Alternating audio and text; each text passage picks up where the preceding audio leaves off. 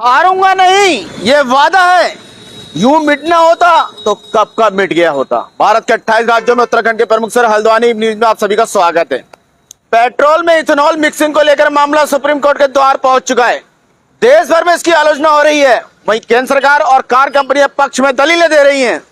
अब पेट्रोल में 20 इथेनॉल यानी कि E20 मिलाने की पॉलिसी को चुनौती देते हुए सुप्रीम कोर्ट में जनहित याचिका यानी PIL नरेंद्र मिश्रा नाम के वकील ने दायर की है, जिसमें फ्यूल की खरीद की रसीद पर साफ साफ इथेनॉल के मिश्रण की जानकारी दी गई हो इत्यादि। विपक्ष और जनता कह रही है हमारी गाड़ियों में 20% तक गिरावट आई है। इथेनॉल के बढ़ते मिश्रण से गाड़ियों के एवरेज में कमी तो कहीं कहीं गाड़ियों के इंजन खराब हो रहे हैं। खबरें वायरल और दावे भारत में लोगों के आक्रोश का कारण बन रहे हैं। तो नितिन गडकरी कह रहे हैं इथेनॉल पर इसको बदनाम करने की कोशिश की जा रही है, जबकि इथेनॉल पॉल्यूशन कम करने के साथ साथ किसानों और ग्रामीणों की अर्थव्यवस्था के लिए गेम चेंजर साबित हो रहा है।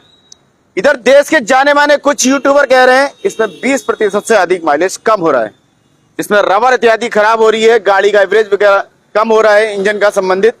भारत में टू व्हीलर गाड़ियों की संख्या 21 करोड़, 4 पहिया की 7 करोड़ से अधिक है। यह बात जानकारी संसद में दी गई। अब लोग सवाल कर रहे हैं कि अगर इथेनॉल मिश्रण और बड़ा कर मिला रहे हैं तो पेट्रोल के रेट क्यों नहीं गिर रहे भैया। नितिन गडकरी कह रहे हैं ना तो टाटा, ना तो मारुति, ना कई अन्य कंपनी ऐसा वैसा कुछ नहीं कह रही। इथेनॉल से गाड़ियों के इंजन खराब हो रहे हैं। तो जनता और विपक्ष कह रहा है कार कंपनी को प्रेशर में बयान जारी करवाया जा रहा है कि इथेनॉल से गाड़ी के इंजन खराब नहीं हो रहे हैं बल्कि सही हैं। चलिए देश की अन्य खबरों पर नजर डाल लेते हैं। दिल्ली NCR पर बढ़ते जनसंख्या दबाव को कम करने के लिए उत्तर प्रदेश सरकार और गीडा हाथरस में हाथरस अर्बन सेंटर सहित सैटेलाइट शहर विकसित कर रहे हैं। यह प्रस्तावित शहर यमुना एक्सप्रेसवे और नोएडा इंटरनेशनल एयरपोर्ट से जुड़ा होगा। इसके अलावा आगरा और अलीगढ़ के बीच भी एक सैटेलाइट टाउन बनाने की योजना है। आपको जानकारी दे दें, दिल्ली NCR की आबादी आने वाले 15 वर्षों में बढ़कर लगभग 15 करोड़ तक पहुंच सकती है, जबकि दिल्ली NCR में प्रतिदिन 1 करोड़ के आसपास लोगों का आना जाना लगा रहता है। इस बढ़ते दबाव को कम करने के लिए उत्तर प्रदेश सरकार और यमुना एक्सप्रेसवे औद्योगिक विकास प्राधिकरण नए सैटेलाइट शहर विकसित करने की योजना बना रहे हैं। इसमें हाथरस, आगरा और अलीगढ़ क्षेत्र शामिल हैं, जहां आधुनिक और हाईटेक सुविधाओं वाली टाउनशिप बसाई जाएगी। इसके लिए GIS आधारित मास्टर प्लान तैयार किया जा रहा है, जिसमें हाथरस जिले के लगभग 358 गांवों को शामिल करते हुए करीब 20,000 एकड़ भूमि पर नया शहर बसाने की योजना है। पहले चरण में 2,000 से 4,000 हेक्टेयर क्षेत्र में विकास कार्य शुरू किया जाएगा। उसके बाद का काम अगले चरण में। दिल्ली वासियों के लिए जरूरी सूचना, 1 अगस्त से दिल्ली में महिलाओं के लिए पिंक शैली स्मार्ट कार्ड बिना मुफ्त बस यात्रा संभव नहीं होगी, इसलिए लिहाजा बनवा लें अगर आपने नहीं बनवाया तो। दिल्ली उच्च न्यायालय ने एम्बेसडर होटल द्वारा बेदखली के जारी कारण बताओ नोटिस के खिलाफ दायर याचिका पर केंद्र सरकार का रूख स्पष्ट करने को कहा है। रोहिणी में इमारत गिरने से मरने वालों की संख्या बढ़कर 3 हो गई है। मुंबई से बड़ी खबर यह आ रही कि शरद पवार की शिंदे के कार्यालय में हुई बैठक में सहयोगी दलों शिवसेना, UBT और NCP SP के बीच तनाव और जुबानी जंग को जन्म दे दिया। आयकर विभाग ने समलैंगिक जोड़े द्वारा उपहारों पर कर छूट की मांग का विरोध किया है। जेल में बच्चे को जन्म देने का दर्द असहनीय होता है। TCS कर्मचारी निदा खान की जमानत पर अदालत ने आज ये टिप्पणी की। गुजरात के साबरकांठा में चांदीपुरा वायरस संक्रमण से पीड़ित एक बच्चे की मौत हो गई आज। इधर गुजरात के पोरबंदर के पास नौसेना का दृष्टि 10 UAV दुर्घटनाग्रस्त, जांच के आदेश दे दिए गए।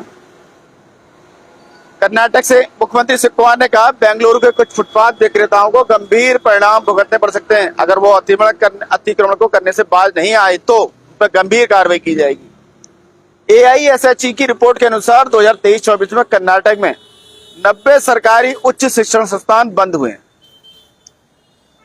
CM ने कहा पेयजल की समस्या से निपटने के लिए प्रत्येक निर्वाचन क्षेत्र को 1 करोड़ रुपए आवंटित किए जाएंगे। केरल से बड़ी खबरें आ रही हैं। केरल में अमेरिकी कंपनी कोरो हेल्थ के खिलाफ कार्रवाई की गई सरकार द्वारा। इधर तमिलनाडु में मद्रास उच्च न्यायालय ने तमिलनाडु के 5 निर्वाचन क्षेत्रों में चुनाव अधिसूचित करने से चुनाव आयोग को रोक दिया है। पुरस्कार विजेता निर्देशक सिनेमेटोग्राफर चेजियान अब हमारे बीच नहीं रहे। व्यापारियों ने पर्यटकों के वाहनों के लिए कलहट्टी घाट रोड को बंद करने के कदम का विरोध किया है। NGT ने अधिकारियों को सैगूर हाथी गलियारे में सील किए गए रिजॉर्ट भवनों को बंद रखने का निर्देश दिया। छत्तीसगढ़ में कोई लड़कियां तिरुवल्लुर में अमोनिया गैस रिसाव में ओडिशा की 14 जोंग लड़कियों की मौत की जनजाति के सामाजिक आर्थिक संघर्ष को उजागर किया। इधर पश्चिम बंगाल से बड़ी खबर यह आ रही है कि कलकत्ता उच्च न्यायालय ने तृणमूल को न्यायिक निगरानी में जमे हुए खातों को संचालित करने की अनुमति दी। जी हां, आपको जानकारी दे दें, पश्चिम बंगाल विधानसभा चुनाव के परिणाम 4 मई को आए थे। 2 महीने और 6 दिन के अंदर ही ममता बनर्जी एक साथ कई मोर्चों पर संघर्ष कर रही है। पार्टी में बगावत और टूट के साथ ईडी ने टीएमसी के बैंक अकाउंट फ्रीज कर दिए हैं। टीएमसी के 3 बैंक खातों में 440 करोड़ रुपए जमा है, लेकिन ममता बनर्जी पुलिस के बाद ईडी की कार्रवाई के बाद अपने तरीके से फंड का खर्च नहीं कर पाएगी। उन्हें हर खर्च के लिए हाईकोर्ट के द्वारा नियुक्त स्पेशल अफसर की स्वीकृति लेनी होगी। कलकत्ता हाईकोर्ट ने कहा है कि नियुक्त विशेष अधिकारी की निगरानी में टीएमसी दैनिक परिचालन और कानूनी खर्चों के लिए पैसों का उपयोग कर सकेगी, लेकिन इससे पहले उसे अदालत में सूचना देना पड़ेगी। जो अधिकारी नियुक्त किया है उससे परमिशन लेनी पड़ेगी, उसको बताना पड़ेगा इसलिए हमें यह खर्चा चाहिए। तृणमूल कांग्रेस के 3 पूर्व सांसद भाजपा में शामिल हुए, राज्यसभा के लिए मनोनीत हुए। आंध्र प्रदेश से एसआईटी ने गाड़े साई कृष्णा की हिरासत में मौत के मामले में अधिकारी से पूछताछ के लिए सुप्रीम कोर्ट में याचिका दायर की है। नायडू ने कहा मार्च तक आंध्र प्रदेश के 73 लाख पट्टादार पासबुक बांट दी जाएगी। आंध्र प्रदेश सरकार ने 750 करोड़ रुपए की तिरुपति जलवायु अनुकूलन परियोजना को सैद्धांतिक फिलहाल मंजूरी दे दी है। मध्य प्रदेश कांग्रेस अध्यक्ष के भाई को इंदौर में ड्रग्स मामले में हिरासत में लिया गया। कांग्रेस ने भाजपा सरकार की कड़ी आलोचना की। बिहार के बांकीपुर उपचुनाव में एनडीए नेता भाजपा उम्मीदवार की जीत को लेकर आश्वस्त हैं। असम के बजट में भाजपा के नेतृत्व वाली सरकार ने प्रदूषण फैलाने वाले उद्योगों पर ग्रीन सेस लगाने का प्रस्ताव रखा है। असम सरकार ने वित्त वर्ष 2027 के लिए 2,85,000 करोड़ का बजट पेश किया है। असम के चाय बागान अधिकारियों के मानसिक स्वास्थ्य को प्रभावित करने वाले कारकों में सुविधाओं में कटौती की शामिल है।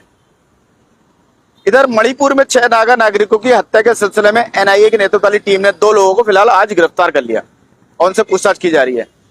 पंजाब और हरियाणा हाईकोर्ट में जनहित याचिका में दिलजीत दोसांझ स्टारर सतलुज की बहाली की मांग की गई है।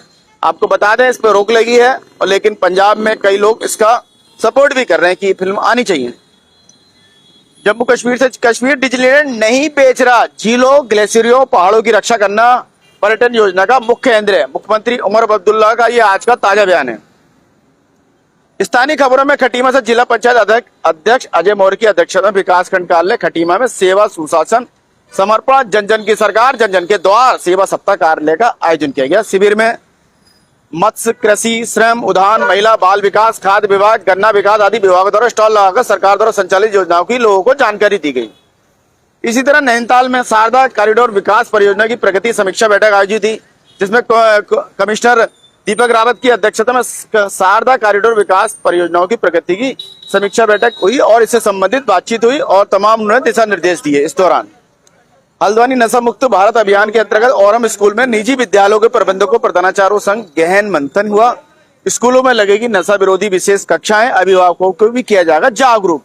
जी हाँ, अपर जिलाधिकारी विवेक राय ने आज ये अपने संबोधन में लोगों को कहा वहां पे स्कूल में। आशा है आपको खबरें अपडेट रख रही होंगी और चाय पर चर्चा के लिए मसाला प्रदान कर रही होंगी। अपने विचार और सुझाव साझा कर सकते हैं। कल फिर नए विषय के साथ आपके समक्ष उपस्थित होंगे। इसी के साथ मैं मनोज आर्य, खबर संसार के लिए जय हिंद।